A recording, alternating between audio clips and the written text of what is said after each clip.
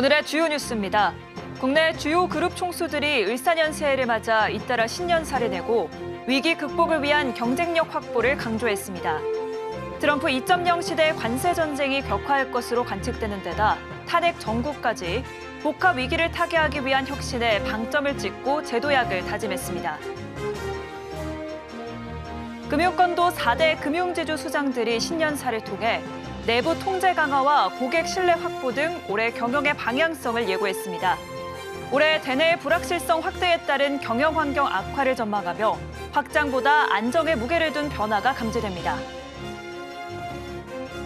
코스피가 새해 첫 거래일인 오늘 전장보다 0.02% 내린 2,398.94로 장을 마쳤습니다.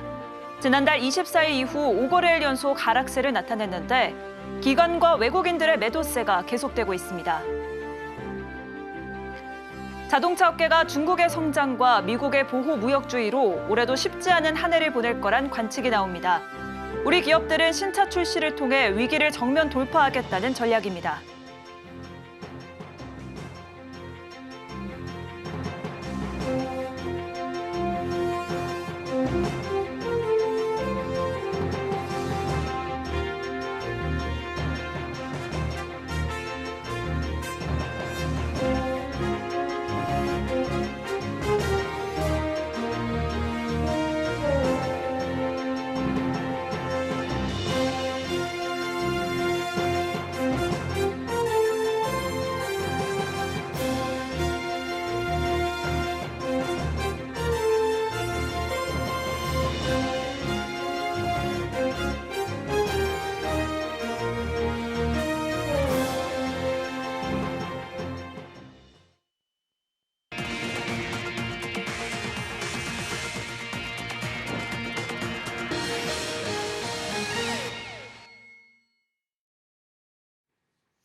여러분 안녕하십니까? 1월 2일 서울경제 뉴스5 시작합니다. 국내 주요 그룹 총수들이 을사년새해를 맞아 잇따라 신년사를 내고 위기 극복을 위한 경쟁력 확보를 강조했습니다. 트럼프 2.0 시대 관세 전쟁이 격화할 것으로 관측되는 데다 탄핵 정국까지 복합 위기를 타개하기 위한 혁신에 방점을 찍고 제도약을 다짐했는데요. 김혜영 기자입니다. 새해 재계 키워드는 위기 극복과 혁신 성장. 재계 총수들은 신년사를 통해 인공지능 등 미래 경쟁력을 강조하며 위기 극복에 한 목소리를 냈습니다. 트럼프 2.0 시대 관세 전쟁 격화와 탄핵 정국 등 복합 위기를 타개하기 위해 혁신에 방점을 찍고 제도약을 구상하고 있는 겁니다. 삼성전자는 초격차 기술 리더십을 통한 제도약을 강조했습니다. 삼성은 한종희 대표이사 부회장과 전영영 디바이스 솔루션 DS 부문장 부회장의 공동 명의로 신년사를 내고 초격차 기술 리더십을 바탕으로 제도약의 기틀을 다지고 새로운 성장 동력을 확보해 나가자며 AI 기술의 변곡점을 맞이해 기존 성공 방식을 초월한 과감한 혁신이 필요한 시점이라고 강조했습니다. 최태원 SK그룹 회장은 외부 환경에 흔들리지 않는 본원적 경쟁력을 전면에 내세웠습니다. 특히 AI를 도약의 원동력으로 꼽았습니다. 최 회장은 지금 우리에게는 어려움을 알면서도 행동으로 옮기는 용기, 지난 이행의 마음가짐이 필요하다며 다가올 미래의 도약을 가능하게 할 원동력은 본원적인 경쟁력인 가운데 AI 리더십 확보 경쟁에 앞서 나가자고 주문했습니다. 지난해 유동성 위기가 불거진 롯데 신동빈 회장은 강도 높은 쇄신을 당부했습니다. 신 회장은 사업 포트폴리오를 고도화해 변화를 모색하는 한편 조직 슬림화를 바탕으로 의사결정 속도와 실행력을 높이고 있다며 체질 개선을 통해 제도약의 토대를 다지고 선제적 재무 전략 수립을 통해 재무 건전성을 높여야 한다고 말했습니다. 장인화 포스코그룹 회장은 신년사에서 전화위복을 강조했고 김승현 하나그룹 회장은 미래를 만들 실행력을 주문했습니다. 이날 신세계그룹은 영상 신년사를 통해 본업 경쟁력 제고를 통한 위기 돌파를 강조했습니다. 신세계그룹에는 1등 고객이 믿을 만한 혁신의 DNA가 내재돼 있습니다. 2025년은 우리의 본업에 대해 경쟁력에 대해 집요하게 고민하고 정립하는 시간이 되어야 합니다. 글로벌 경기 침체와 지정학적 긴장에 더해 도널드 트럼프 2기 집권 등으로 경영 불확실성이 커지는 가운데 발빠른 대응으로 재계가 위기를 극복할지 주목됩니다. 서울경제TV 김혜영입니다. 금융권에서도 4대 금융지주 수장들이 신년사를 통해 내부 통제 강화와 고객 신뢰 확보 등 올해 경영의 방향성을 예고했습니다. 4대 금융지주 모두 올해 대내외 불확실성 확대에 따른 경영 환경 악화를 전망하며 확장보다 안정에 무게를 둔 변화가 감지됩니다. 이연아 기자가 보도합니다. 4대 금융지주 회장들이 신년사를 통해 올해 대내외 불확실성 확대와 경기 침체에 따른 경영 환경 악화를 전망하며 내부 통제와 고객 신뢰 확보를 최우선 과제로 내세웠는데 신사업 등을 통한 경영 확장보다 안정에 무게를 둔 변화가 감지됩니다. 또 지난해 금융권에서는 수백억 규모 횡령, 전임 회장 부적정 대출 등 금융사고가 발생하며 내부 통제 부실 논란이 제기됐고 올해부터 책무 구조도가 본격 시행되는 점 등을 종합적으로 고려한 것으로 풀이됩니다. 진옥동 신한금융회장은 올해는 신한의 지속 가능성을 좌우하는 시간이라고 정의하며 실효성 있는 내부 통제를 확립하고 핵심 경쟁력으로 정착시키겠다고 밝혔습니다. 진 회장은 지난해 내부 통제에 억점을 두고 전사적인 노력을 기울였지만 부족한 점이 있었다며 올해 내부 통제 관리 감독 평가 강화를 예고했습니다. 이어 차별화된 고객 가치 창출과 밸류업 이행 계획을 밝혔습니다. 양종희 KB금융회장은 올해 예측하기 어려운 혼돈과 격변이 예상되는 상황으로 고객과 시장의 불안감을 상쇄시킬 수 있는 견고한 신뢰와 안정감을 보여줘야 한다고 강조했습니다. 이어 기업 가치 제고 계획을 흔들림 없이 이행하고 주주와 고객의 가치 제고를 최우선으로 생각하며 노력하겠다고 말했습니다. 함영주 하나금융회장은 올해 그룹 출범 20년을 전면에 내세우며 지속 가능 가치 창출을 위한 시스템 구축에 집중하자고 밝혔습니다. 함 회장은 대내외 환경을 언급하며 지금 같은 위기 극복을 위해서는 기본적이고 본질적인 요소에 충실해야 한다며 리스크 관리와 내부 통제를 강조했습니다. 이어 계열사 간 긴밀한 협업 강화를 주문했습니다. 임종용 우리금융그룹 회장은 신년사를 통해 올해 비상경영 체제로 운영하겠다고 밝히며 내부 통제 체계 전반을 근원적으로 혁신하고 윤리적 기업 문화를 확립하겠다고 그룹 경영 전략 방향을 제시했습니다. 이어 자회사 핵심 사업 경쟁력과 불확실성에 선제적으로 대응할 위험 관리 역량을 강화하겠다고 밝혔습니다. 서울경제TV 이연아입니다.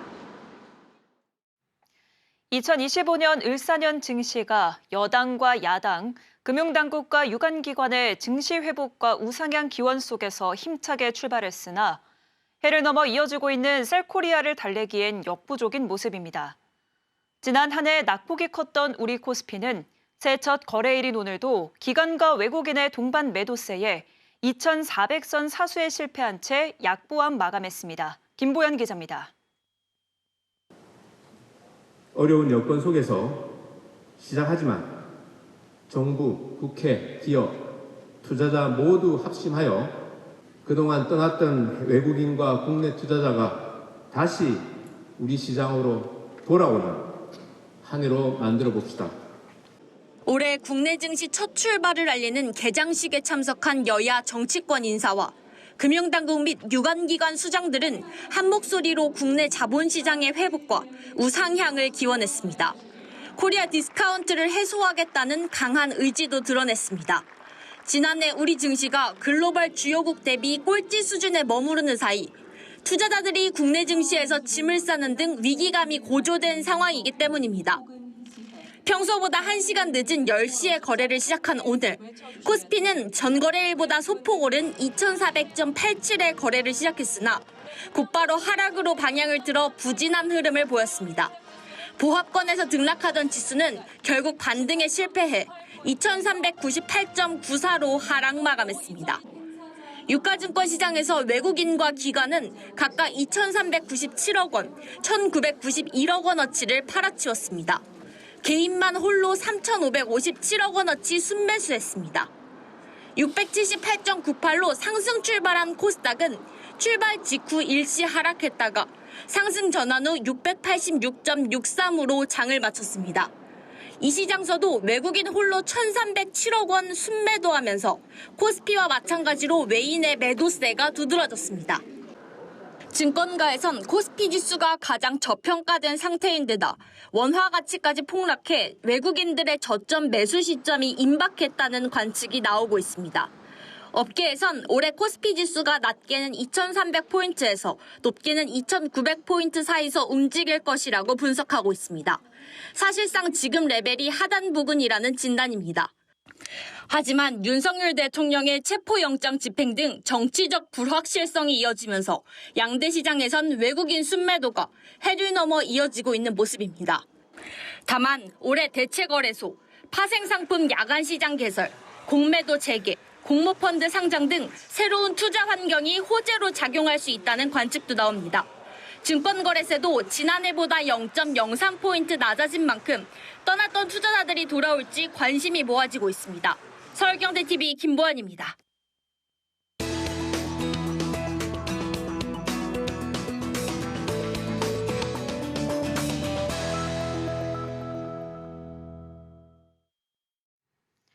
네, 지난해에는 자동차 시장에서 변화가 큰 한 해였습니다.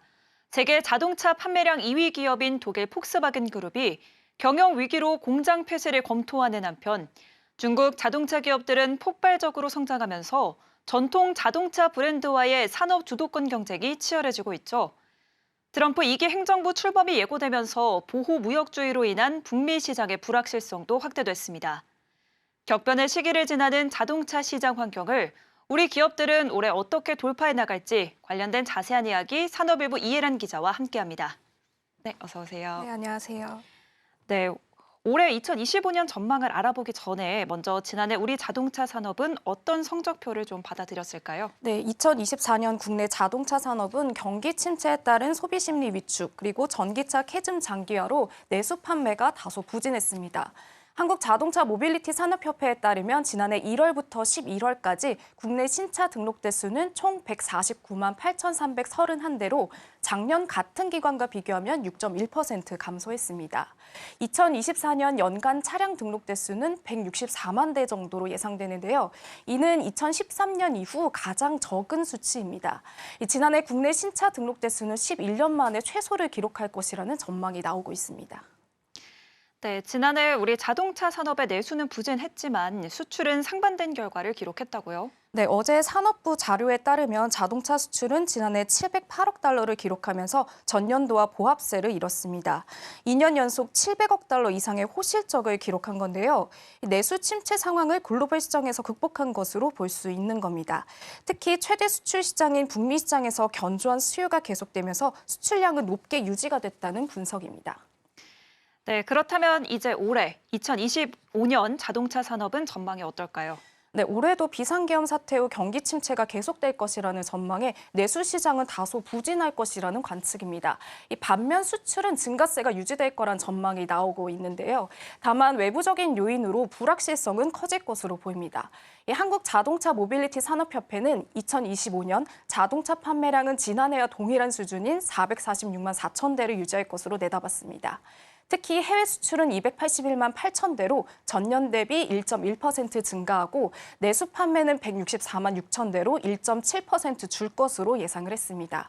올해는 무엇보다도 미국 트럼프 2기 행정부 출범에 따른 인플레이션 감축법 축소 폐지 그리고 가성비를 앞세운 중국 전기차 업체들의 세계 시장 점유율 확대로 시장 불확실성이 더욱 높아질 것으로 전망이 되고 있는데요.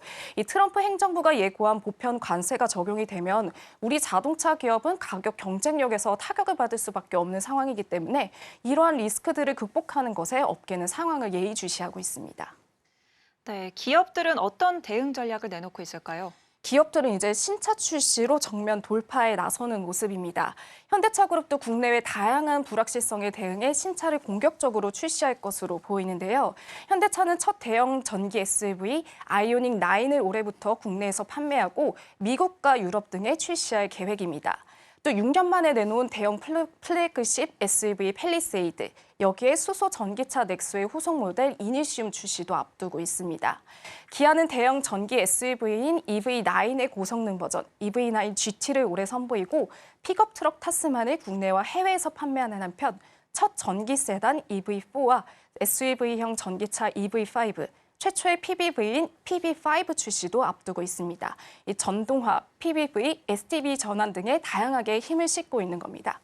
지난해 그랑클레오스로 실적 반등을 꾀한 르노코리아도 준준형 전기 SUV 세닉을, 그리고 GM 한국사업장은 중형 SUV 쉐보레 이쿼녹스 EV 출시로 올해를 준비하고 있습니다. 네, 전문가들은 올해 자동차 산업 대응 방안에 대해 어떤 의견을 내놓고 있을까요? 네, 한국자동차연구원은 국내외 자동차 산업 현황 및 2025년 전망 보고서를 통해서 우리나라 자동차 산업은 내연기관 그리고 하이브리드차, 전기차 모두에서 준수한 경쟁력을 보이고 있기 때문에 외부 불확실성에 탄력적으로 대응할 수 있을 것이라는 관측을 내놨습니다. 외부 환경에 맞춰서 다양한 차종을 구축하고 신기술에 대한 연구 개발로 제품의 본질적인 경쟁력을 강화하는 노력이 지속돼야 한다고 강조를 한 건데요. 한편 이항구 자동차 융합기술원 원장은 미국 트럼프 2기 행정부가 출범 전이어서 정확한 예측을 하기는 어려울 정도로 시장 불확실성이 큰 상황이라고 말했습니다. 또 전기차 캐즘이 점차 해결되어 가고 있는 상황인 만큼 전기차 시장에서 주도권을 확보해 가고 있는 중국에 대응해야 한다고 강조를 했습니다. 특히 SDV, 자율주행차 등은 모두 전기 동력으로 이뤄지는 만큼 우리 자동차 산업이 경쟁력을 잃지 않기 위해서는 올해는 전기차 산업에 더욱 R&D 투자에 힘을 실어야 한다고 제언했습니다. 네, 2025년 자동차 산업 전망에 관해 이혜란 기자와 이야기 나눠봤습니다. 오늘 말씀 고맙습니다.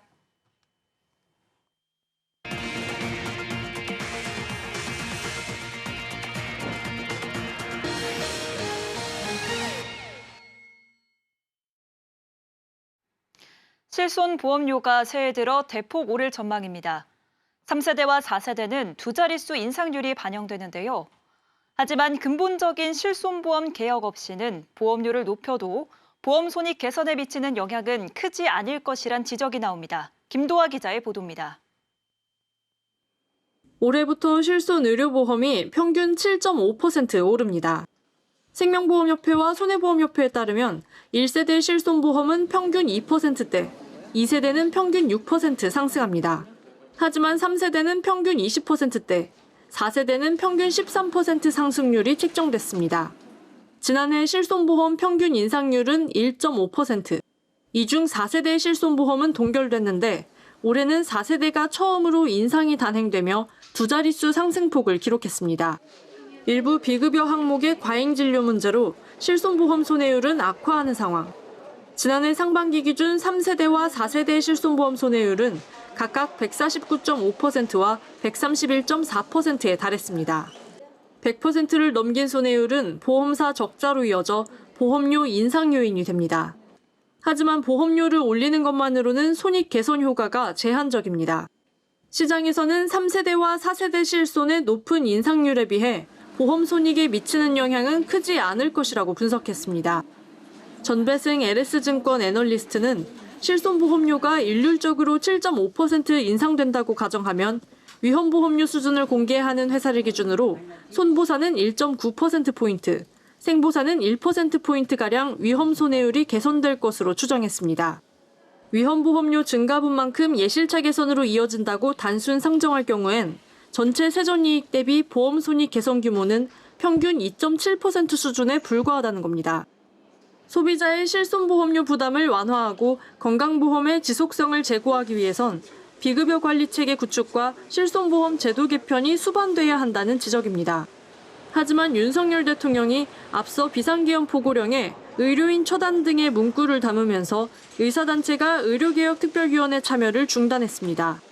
정부는 의계특위 논의를 재개해 이달 초 공청회를 거친 뒤 실손개혁안을 발표한다는 계획이지만 의료계 협조가 없으면 비급여 개혁이 빠진 반쪽짜리에 그칠 것이라는 우려가 확산하고 있습니다. 서울경제TV 김도하입니다. 무안공항 참사 이후 항공기 안전에 대한 소비자 우려가 커지고 있습니다. 특히 저비용 항공사들의 경우 여객기의 이착륙이 상대적으로 많음에도 정비 환경은 취약한 것으로 나타나 소비자들의 기피 가능성도 전망되는 상황입니다. 김효진 기자입니다. 1년 전 한 인터넷 사이트에 올라온 글. 제주항공 측이 정비 비용을 감축하며 정비 환경이 악화됐고 엔진 문제가 잦아졌다는 내용입니다. 무한공항 참사 이후 이 같은 내용은 빠르게 확산됐고 항공기 안전에 대한 소비자들의 우려도 커졌습니다. 정비 시스템 규모가 큰 대형 항공사를 선호하게 될 것 같다는 의견이 많았습니다. 저가 항공사에 대한 약간 믿음이 좀 사라진 뉴스에서 항상 나오고 있는 그런 정비 문제라든지 그게 가장 크고요, 일단. 아무래도 좀 크기가 큰 대형 항공사를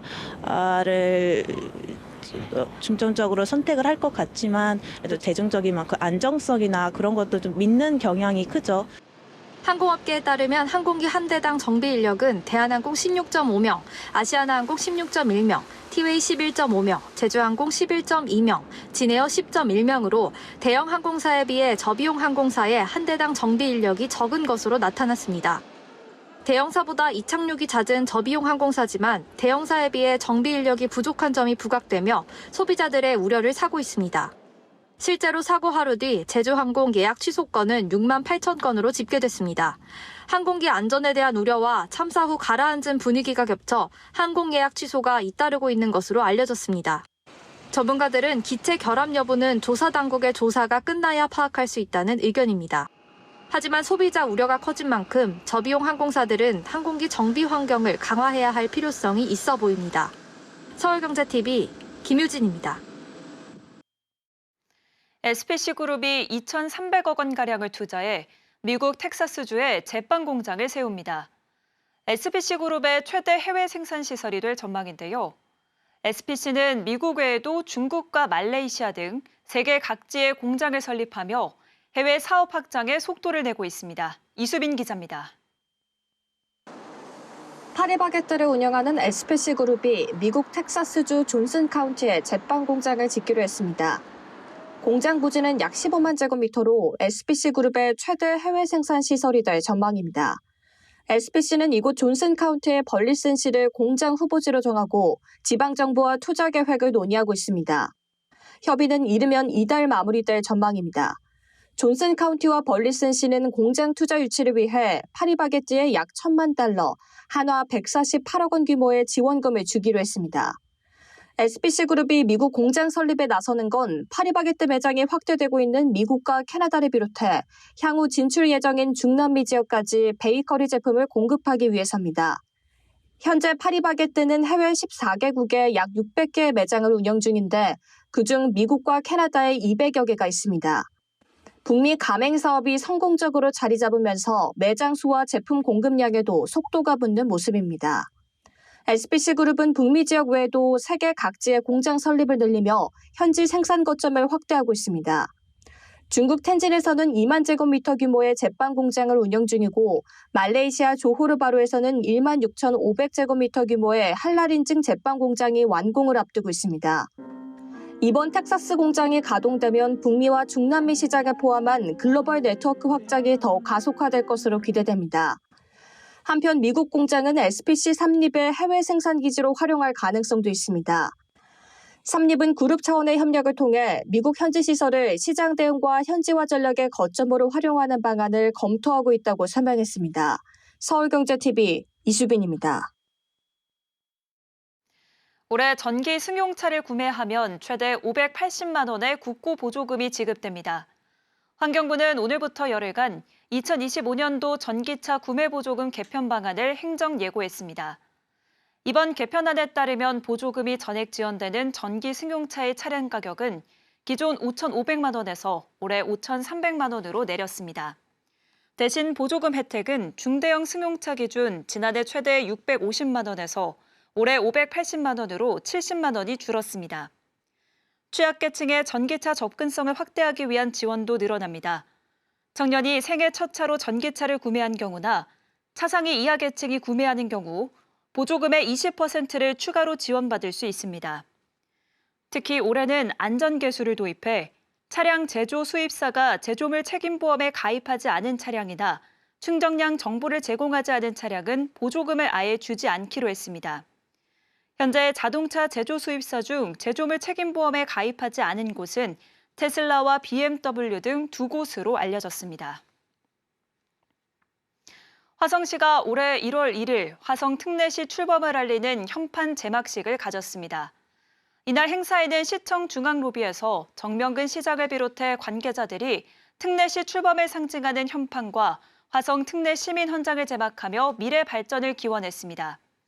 전국에서 5번째 특례시가 된 화성 특례시는 단순한 인구 증가를 넘어 끊임없는 발전과 혁신을 거듭해 104만 대도시로서 지방자치의 새로운 모델을 제시하고 시민들에게 더 나은 행정 서비스를 제공하겠다는 의지를 밝혔습니다. 특례시는 기초자치단체의 지위를 유지하면서 광역시에 준하는 행정적, 재정적 권한을 부여받는 새로운 지방 행정체계의 모델로서 17개의 행정, 재정적 권한을 확보하게 돼 더 빠르고 효율적인 행정 서비스가 가능해집니다. 서울경제 뉴스5, 저희가 준비한 소식은 여기까지입니다. 시청해주신 여러분 고맙습니다.